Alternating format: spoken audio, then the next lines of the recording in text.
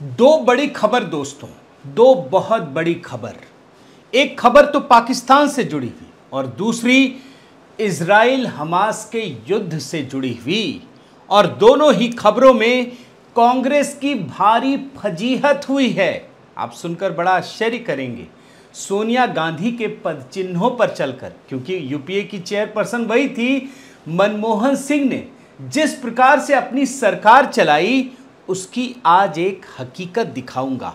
और हाँ, पाकिस्तान में ना फिर से भारत के एक दुश्मन की हत्या हो गई। बहुत बड़ी खबर है। और ये जो दुश्मन है ना, जिसको मनमोहन सरकार ने छोड़ दिया था, उसकी हत्या हो गई। और कुल मिलाकर अब तक 17, ये टाइमलाइन मैं आपको दिखा रहा हूं, कोई इस प्रकार से दिखाता नहीं है दोस्तों। 17 चेहरे, बड़े ध्यान से इन सारे चेहरों को देख लीजिए। और आज की जो खबर है ना, बहुत बड़ी खबर है। कौन वो आतंकी है, मोस्ट वांटेड है, उसके बारे में मैं आपको डिटेल से बताऊंगा। लेकिन कनाडा में भी गजब हो गया। एक छोटी जानकारी तो देना जरूरी है ना। गजब की बेइज्जती हो गई दोस्तों। आपको कल ही दिखाया था कि कनाडा के प्रधानमंत्री जस्टिन ट्रूडो हर देश के आगे जाकर रो रहे हैं, गिड़गिड़ा रहे हैं। लेकिन आज तो गजब हो गया और अमेरिका ने ये सबक सिखाया। आपको मैं दिखा रहा हूं, जो कनाडा के विपक्ष के नेता हैं पियरे पोलिवरे, उनका ट्वीट देखिए। Over the weekend the White House gathered Germany, France, Italy, UK to agree on a joint statement on the Middle East. Justin Trudeau found out in the media he is sidelined again. ये नेता प्रतिपक्ष हैं। Justin Trudeau को भी काम दिया गया था, वो तो खुद ही भारत को लेकर रोना गाना शुरू कर दिया। अमेरिका ने एकदम से साइडलाइन कर दिया। और वहां के नेता विपक्ष बता रहे हैं कि जब इस पर बातचीत हो रही थी तो जर्मनी, फ्रांस, इटली, यूके सबको बुलाया और कनाडा को छोड़ दिया। गजब की बेइज्जती हो गई। और इसी से जुड़ी हुई एक और खबर लगे हाथ आपको बता दूं दोस्तों कि मनमोहन सरकार में जो राष्ट्रीय सुरक्षा सलाहकार थे शिव शंकर मेनन, उन्होंने हमास इजराइल युद्ध में मोदी सरकार का साथ दिया है, मोदी सरकार के साथ खड़े हो गए। जो कांग्रेस ने स्टैंड लिया है इस मामले में, उसी की मुखालफत की है कि वो गलत है। और इस मामले में भारत सरकार, मोदी सरकार ने जो स्टैंड लिया है इजराइल को लेकर, हमास को लेकर, वो सही है। एक प्रकार से देखे ना तो ये कांग्रेस, मनमोहन सरकार ही नहीं, गांधी परिवार के लिए भी झटका है, बहुत बड़ा झटका है दोस्तों। लेकिन कांग्रेस सरकार को बड़ा झटका तो पाकिस्तान से आया और वही मैं डिकोड करूंगा।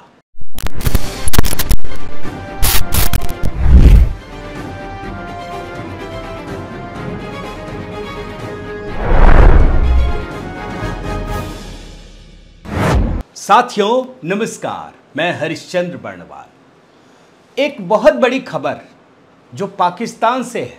लोग इधर इजराइल, फिलिस्तीन, हमास, इन सारी चीज़ों में लगे रहे, वहाँ के युद्ध में लगे रहे, लेकिन असल खेल तो पाकिस्तान में हो गया दोस्तों। यहाँ भारत का एक मोस्ट वांटेड आतंकी दुश्मन निपट गया, बड़े आराम से निपट गया, पता भी नहीं चला। और मेन स्ट्रीम मीडिया में उस तरीके से चलाया नहीं गया, इसलिए दिखाना ज़रूरी है। ये है पठानकोट हमले का मास्टरमाइंड और भारत का मोस्ट वांटेड आतंकी शाहिद लतीफ़। शाहिद लतीफ़ की जो है ना, पाकिस्तान में हत्या कर दी गई है। और ये बहुत बड़ी खबर है। अगर आप समझेंगे कि ये क्या है, कैसा है, क्या किया, तब आपको समझ में आएगा। 2016 में पंजाब के पठानकोट के एयर बेस पर जो आतंकी हमला हुआ था, और याद है ना मोदी सरकार को कैसे यहाँ के विपक्षी पार्टियों ने घेरा था। ये हमला आतंकी संगठन जैश ए मोहम्मद ने किया था। इस हमले में भारतीय सेना के 7 जवान शहीद हो गए थे। और एनआईए की जांच से पता चला दोस्तों कि इस हमले का मास्टरमाइंड शाहिद लतीफ़ ही था। जी हाँ, शाहिद लतीफ़ ही था। और जानकारी के मुताबिक शाहिद लतीफ़ की हत्या पाकिस्तान के पंजाब प्रांत में हुई और शहर का नाम है सियालकोट। और ये जो शाहिद लतीफ़ है ना दोस्तों, इसकी उम्र 47 साल की है। ये पाकिस्तान के गुजरावाला के अमीनाबाद कस्बे के मोर गांव का रहने वाला था। सब कुछ जानकारी यहाँ पे सरकार को मिल गई थी। और शाहिद लतीफ़ को जैसे कमांडर के, जैश के लॉन्चिंग कमांडर के तौर पर जाना जाता है, उसने 4 जैश ए मोहम्मद के आतंकवादियों को पठानकोट भेजा था। और इतना ही नहीं, शाहिद लतीफ़ को 1993 में आतंकी आरोप में भारत में गिरफ्तार किया गया था। पाकिस्तानी है और उस पर मुकदमा चलाया गया, जेल भेज दिया गया। यहाँ 11 सालों तक वो जेल में बंद रहा। लेकिन कांग्रेस की करतूत देखी, मनमोहन सरकार की करतूत देखी। मुंबई हमले में तो कुछ नहीं कर पाई सरकार कांग्रेस की, लेकिन इस आतंकवादी को मनमोहन सरकार ने रहम दिखाते हुए पाकिस्तान भेज दिया, छोड़ दिया। आप आश्चर्य करेंगे, ये वो आतंकवादी है जिसको मनमोहन सरकार ने छोड़ दिया था। और 2010 जब की बात कर रहा हूं ना, तो ऐसे 25 आतंकी थे जिसे रिहा कर दिया गया था और जो भारत की सुरक्षा में ही सेंध लगा रहा था। और एनआईए की जांच में बाद में कहा गया कि भारत से निकाले जाने के बाद, निकालना क्या, रहम देना बोलते हैं इसको, भारत से छोड़ देने के बाद ये वापस पाकिस्तान की आतंकी फैक्ट्री में लग गया। तो कुल मिलाकर दोस्तों 17 हो चुके हैं। मैं आपको अब टाइमलाइन से दिखाता हूं। शाहिद लतीफ़ अक्टूबर 2023 पहली घटना है अक्टूबर की। और शाहिद लतीफ़ जो है पाकिस्तान का, ये लगातार भारत के खिलाफ आतंकी गतिविधियों में जुटा था। उसने पठानकोट आतंकी हमले में महत्वपूर्ण भूमिका निभाई थी और उसकी पाकिस्तान के सियालकोट में हत्या हो गई। और इस बार भी हत्यारों का कोई सुराग नहीं मिला। कहा गया कि अज्ञात हमलावरों ने उसकी हत्या कर दी। और जो पंजाब के पठानकोट में दोस्तों एयरबेस पर 2016 में हमला हुआ था, उसका मास्टरमाइंड शाहिद लतीफ़ ही था। इसमें सेना के 7 जवान शहीद हो गए थे। इसके अलावा शाहिद इंडियन एयरलाइंस के विमान हाईजैक करने के मामले में भी आरोपी था। यानी मनमोहन सरकार ने जिसे छोड़ा वो आतंकी बन गया और उसकी मोदी सरकार के दौरान पाकिस्तान में अज्ञात हमलावरों ने हत्या कर दी। इससे पहले आगे बढ़िए, सितंबर में 30 सितंबर को हाफिज सईद के एक और करीबी की हत्या कर दी गई। ये आतंकी था मुफ्ती कैसर। उसकी हत्या कराची में उस समय हुई जब वो रास्ते पर चल रहा था और बाइक सवार ने उसे गोलियों से भून दिया। और इसका वीडियो भी सोशल मीडिया पर वायरल हुआ, लेकिन मैं आपको दिखा नहीं सकता, वो काफ़ी विभत्स भी है और वो कम्युनिटी गाइडलाइंस की वजह से दिखाया भी नहीं जा सकता। मुफ्ती कैसर हाफिज सईद का बेहद करीबी था। साथ ही वो आतंकी संगठन लश्कर-ए तैयबा का सह संस्थापक था। मुफ्ती कैसर लगातार भारत के खिलाफ आतंकी हरकतों में जुटा हुआ था। उसे सदा सदा के लिए समाप्त कर दिया गया। इसके बाद आगे बढ़िए, कमालुद्दीन सईद, सितंबर की घटना है ये, बड़ी खबर है थी ये भी दोस्तों। लश्कर-ए तैयबा के प्रमुख हाफिज सईद के बेटे की खबर है और खबरों के मुताबिक हाफिज सईद के बेटे कमालुद्दीन सईद के डेड बॉडी जब्बा घाटी इलाके में मिला। हालांकि इस खबर को लेकर बड़ा पेंच भी नजर आता है। मैं तो आपको मेन स्ट्रीम मीडिया के न्यूज़ दिखा रहा हूँ। कहा जा रहा है कि भाई ऐसा कोई बेटा ही नहीं है, कोई आतंकी नहीं है, ये झूठी खबर है। ये भी खबरें आपको मिलेंगी, लेकिन फिर भी मैं मेन स्ट्रीम मीडिया की खबर दिखा रहा हूँ क्योंकि पहले से ये खबर तैर रही थी कि 26 सितंबर से ही हाफिज सईद का बेटा लापता था। और रिपोर्ट के मुताबिक कमालुद्दीन सईद का पेशावर में कुछ लोगों ने अपहरण कर लिया। उसके बाद से ही हाफिज सईद सदमे में था, रो रहा था, गिड़गिड़ा रहा था। आईएसआई लगातार उसे ढूंढने की कोशिश कर रहा था और उसके बाद उसके लाश मिलने की खबर आई, फिर उसे झुठलाने की भी खबर आई, लेकिन पाकिस्तान ने तो कुछ कहा नहीं आधिकारिक रूप से। और सारी खबरें, और जानते हैं दोस्तों कि पाकिस्तान को लेकर खबरें किस तरीके से आती हैं। हमने एयर स्ट्राइक किया, उसने मना कर दिया, बाद में चीज़ें पता चली। और ये खबर इसलिए महत्वपूर्ण है क्योंकि हाफिज सईद मुंबई हमले का मास्टरमाइंड है। 26 नवंबर 2008 को हुए इस हमले में 18 सुरक्षा कर्मियों समेत 166 लोग मारे गए थे, जबकि 300 से ज़्यादा लोग घायल हुए थे। मारे गए लोगों में कई देशों के नागरिक थे। इसके साथ ही हाफिज सईद आतंकी संगठन लश्कर-ए तैयबा का सरगना भी है। हाफिज पर अमेरिका ने 10 मिलियन अमेरिकी डॉलर का इनाम रखा है। और इसके अलावा तो बहुत सारे लोग जिस पर मैं वीडियो भी तैयार कर चुका हूं।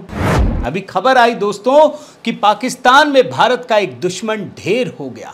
ये दुश्मन आतंकवादी कामों को अंजाम देने में माहिर था और इसका नाम क्या है जानते हैं? मौलाना जियाउर रहमान। और ये लश्कर तैयबा का आतंकवादी था। जानते हैं कैसे मारा गया? आप भी समझ लीजिए। पाकिस्तान के कराची में गुलिस्तान-ए-जौहर पार्क के पास जब वो शाम को टहल रहा था तो मोटर बाइक पर सवार 2 लड़कों ने ताबड़तोड़ फायरिंग कर इसकी हत्या कर दी। अब जैसे ही जियाउर रहमान की हत्या की खबर आई दोस्तों, पाकिस्तान की जो खुफिया एजेंसी है ना, ISI, उसके हाथ पांव फूलने लगे, फूल गए। जो भारत को आतंकी हरकतों से थर्राने की साजिश रचता है उसके ही लड़ाके मारे जा रहे हैं, उसी के घर में मारे जा रहे हैं। वो खौफ में आ गया।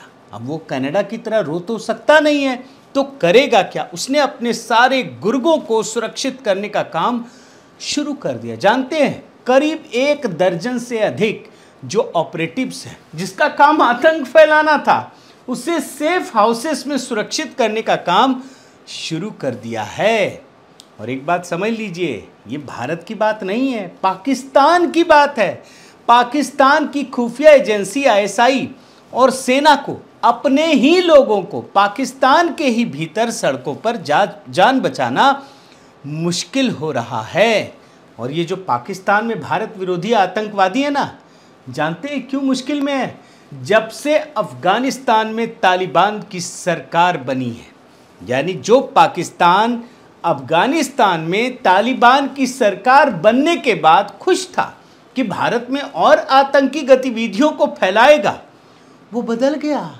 ये मोदी सरकार का कमाल है दोस्तों कि अफगानिस्तान को मोदी सरकार ने ऐसा समझाया कि अब भारत सरकार की जानकारी पर वो पाकिस्तान के भीतर लश्कर तैयबा और जैश-ए-मोहम्मद के खिलाफ कार्रवाई करेगा। और इसी खुफिया जानकारी को पुख्ता और सटीक करने के लिए भारत ने अपने ताज़ा बजट में खुफिया सूचनाओं को एकत्रित करने वाले ग्रिड का बजट 108% तक बढ़ा दिया है ना मज़ेदार खबर? अब मैं आपको थोड़ा आगे लेकर चलता हूं। देखिए, जियाउर रहमान से 3 हफ्ते पहले आप ग्राफिक्स देखिए, पाकिस्तान अधिकृत कश्मीर में भी जबरदस्त जलजला आया। यहां लश्कर तैयबा के आतंकवादी रियाज अहमद उर्फ कासिम की हत्या हो गई। और रियाज को जानते कहां मारा गया? मस्जिद के अंदर अज्ञात आतंकवादियों ने मार गिराया। यह ढांगरी हमले का मुख्य साजिश करता था। राजौरी जिले के ढांगरी गांव में आतंकवादियों द्वारा की गई अंधाधुंध गोलीबारी में दोस्तों 7 लोगों की मौत हो गई थी, 13 लोग घायल हो गए थे और उसी का ये मुख्य साजिश करता था।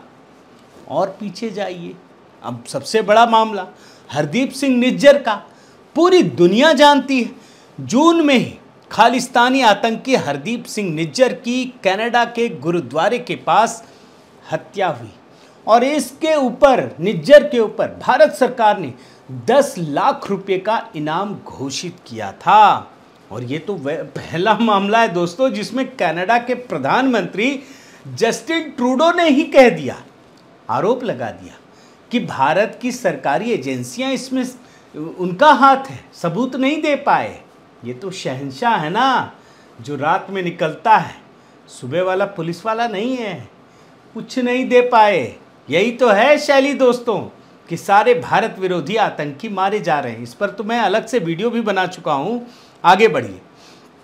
जून के महीने में खालिस्तान लिबरेशन फोर्स के चीफ अवतार सिंह खांडा की मौत ब्रिटेन के एक अस्पताल में जहर से हो गई। बताइए, कोई किसी को गोली मारा जा रहा है, किसी को घर के अंदर, कहीं पार्क में, कैसे कैसे इसकी जहर से मौत हो गई। और अवतार सिंह के बारे में कहा जाता है कि इसने ही जेल में बंद खालिस्तानी आतंकी अमृतपाल सिंह को तैयार किया था और बाद में उसे वारिस पंजाब डे के नेता के रूप में पंजाब भेजा था। अवतार सिंह पर एक और आरोप है दोस्तों, अवतार सिंह ने ही लंदन में भारतीय उच्चायोग पर हमला कराया था।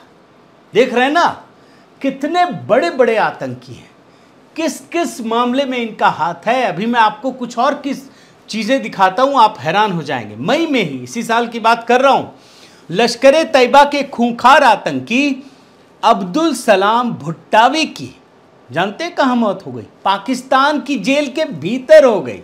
अब बताइए, कोई अस्पताल में मर रहा, कोई जेल में मर रहा, ये जेल में मारे गए। 2008 के मुंबई धमाकों का ये सबसे बड़ा साजिश करता है अब्दुल सलाम, इसे ही माना जाता है। और इसने मुंबई हमलों के लिए जो आतंकी आए थे ना, उसकी ट्रेनिंग दी थी। अब आप समझिए कितना बड़ा आतंकवादी था दोस्तों। और आगे बढ़िए, मई 2023 में लाहौर में खालिस्तानी आतंकवादी परमजीत सिंह पंजवड़ की हत्या हो गई। और पंजवड़ जो है ना दोस्तों, ये भारत की जो मोस्ट वांटेड की लिस्ट है आतंकियों की, उस लिस्ट में था। उसे लाहौर में घर में घुसकर गोलियों से मार दिया गया। और ये परमजीत सिंह जो पंजवड़ है, ये पंजाब के तरन तारण का रहने वाला था। पहले पंजाब के एक बैंक में नौकरी करता था, बाद में वो आतंकवादियों के संपर्क में आया और खुद का आतंकी संगठन खालिस्तानी कमांडो फोर्स खड़ा किया। भारत के केंद्रीय गृह मंत्रालय ने दोस्तों 2020 में जो आतंकियों की लिस्ट जारी की थी ना, उसमें इसका भी नाम था। ये 30 जून 1999 में, आप सोचिए कितना पुराना मामला है, 1999 का, चंडीगढ़ में एक बम ब्लास्ट हुआ था, उसका ये मास्टरमाइंड था। और आगे बढ़िए, आपको कुछ और दिखाता हूं, आप देखते चले जाइए, मैं सबके गुनाह भी बताता जा रहा हूं। मार्च 2023 की बात है। अफगानिस्तान और पाकिस्तान की सीमा के निकट खैबर पख्तूनवाला में आतंकी कमांडर सैयद नूर शालोबार की हत्या कर दी गई। और ये भी जो था ना, भारत का जो मोस्ट वांटेड आतंकियों की लिस्ट है, उसमें इसका भी नाम था, ये भी मारा गया। और आगे बढ़िए, फरवरी 2023 में आइए, रावलपिंडी में हिजबुल के टॉप कमांडर बशीर अहमद पीर की एक दुकान के सामने गोली मारकर हत्या कर दी गई। आप देखते जा रहे हैं ना, कौन कहां मारा जा रहा है। इसका मतलब है हर किसी की हरकतों पर नजर है, किसी ना किसी की। कोई शहंशाह इनकी हरकतों पर नजर रखता है, देखता है, पहचानता है और मौका मिलते ही उसको ढेर कर देता है। ये जो बशीर अहमद पीर है दोस्तों, ये जम्मू कश्मीर के कुपवाड़ा का रहने वाला था और रावलपिंडी चला गया था भाग करके, फर्जी तरीके से ही गया था। वो भारत में घुसपैठ करने वाले लोगों को, जो आतंकी थे, उसे रसद के जरिए अन्य चीज़ों से सहायता करता था। और पिछले ही साल भारत सरकार ने इसे आतंकी घोषित किया था। और आगे बढ़िए, फरवरी 2023 में आइए, एजाज अहमद अफगानिस्तान। अब देखिए बड़े मज़ेदार चीज़, जो तालिबान ये उम्मीद कर रहा था पाकिस्तान की भारत में आतंकी हरकतों को अंजाम देगा, वो भारत के आतंकियों को मार रहा है। अब देखिए ना, तालिबान ने कश्मीर में जन्मे आईएसआई के आतंकी एजाज अहमद को कुनार प्रांत में मार गिराया। एजाज श्रीनगर का रहने वाला था और जनवरी में ही उसे गृह मंत्रालय ने आतंकियों की लिस्ट में शामिल किया था। उसने अफगानिस्तान में भारतीयों के खिलाफ कई हमले करवाए थे और इससे पहले ही भारत ने तालिबान को लिस्ट दी थी कि कौन कौन हमारा आतंकी है, उसमें ये भी शामिल था। और आगे बढ़िए, फरवरी 2023 में एक हफ्ते पहले ही दोस्तों, अल बदर के आतंकी खालिद रजा को कहाँ मारा जानते हैं? कराची के गुलिस्ता जौहर पार्क के पास उसके ही घर में मार दिया गया। खालिद रजा कश्मीर के आतंकी संगठन अल बद्र का कमांडर था। और आगे बढ़िए, नवंबर 2022, फ्रांस, हैप्पी संगेड़ा।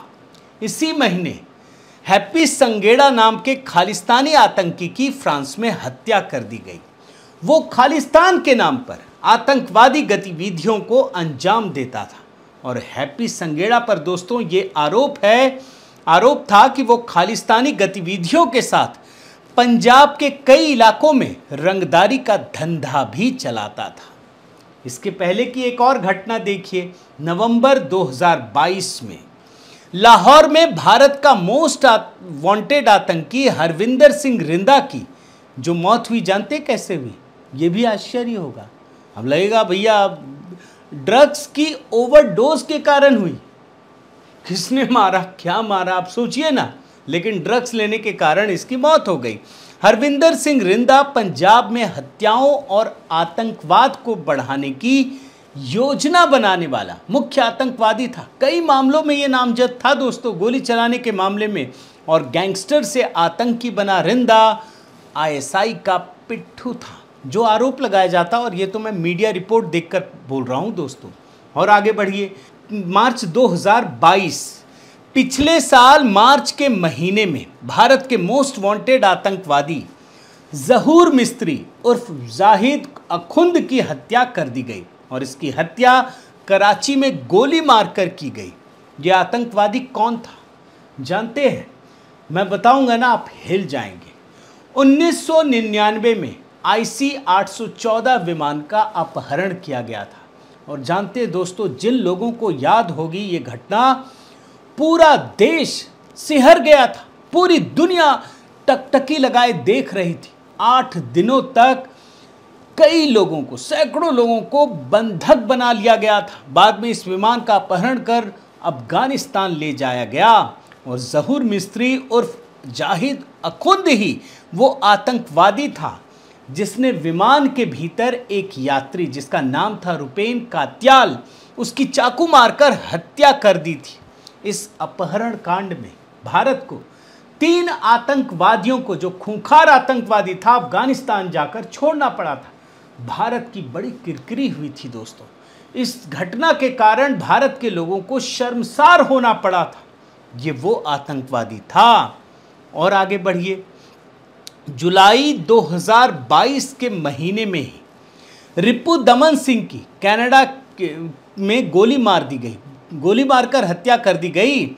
इसका नाम 1985 में, आप देखिए ये भी बड़ा, माने कितनी पुरानी घटनाएं हैं। 1985 में एयर इंडिया के विमान में धमाका कराने वालों में इसका नाम शामिल था। और इस घटना में जानते हैं कितने लोगों की मौत हुई थी? 331 लोगों की मौत हो गई थी। अब आप सोचिए दोस्तों, भारत के खिलाफ काम करने वाले ये जितने आतंकी हैं, उसकी एक एक करके जिस तरह से हत्या हो रही है, सब हैरान है, परेशान है, आश्चर्य में है कि कर कौन रहा है, कैसे हो रहा है। लेकिन आपको मैं बताता हूं कि भारत ने 2019 में पाकिस्तान के पुलवामा हमले के बाद, जो पाकिस्तान की आतंकवादी की नीति है ना, उसमें रणनीति को बदला। और प्रधानमंत्री मोदी ने उस मौके पर बड़ी अच्छी बात कही थी। अगर आप नहीं जानते हैं तो आपको मैं बताता हूं।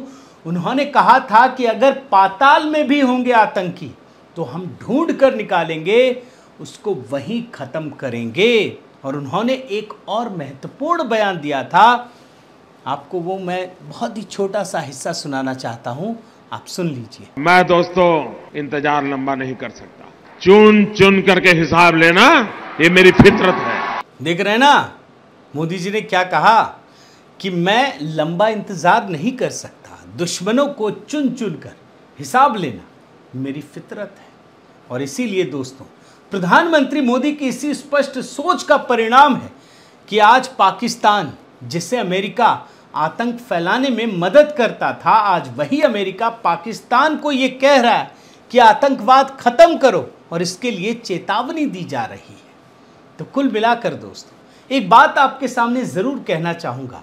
एक समय था जब भारत की सत्ता में बैठे हुए जो नेता होते थे, और खास करके मैं कांग्रेस की सरकारों के बारे में बता रहा हूं, ये हम ही लोगों को डराते थे कि पाकिस्तान के खिलाफ हम कुछ नहीं कर सकते, उसके पास परमाणु बम है, हम कुछ करेंगे तो परमाणु बम से हमला कर देगा। आज क्या है? आज उल्टा हो गया, सोच ही बदल गई। अब पाकिस्तान के हुक्मरान ये सोचकर डरते हैं कि अगर हमने कुछ किया ना तो मोदी जी जो हैं वो परमाणु फेंक देंगे। परमाणु तो खैर वो सोचते ही नहीं है, वो छोड़ेंगे नहीं, वो पाकिस्तान का नामो निशान मिटा देंगे। ये सोच बदली है, और यही सोच चीन के ऊपर भी बदली है। चीन भी अब भारत को छेड़ने की जरूरत नहीं कर सकता है, ये आप डोकलाम गलवान की घटनाओं से देख सकते हैं। लेकिन आज का भारत उससे भी आगे बढ़ गया है।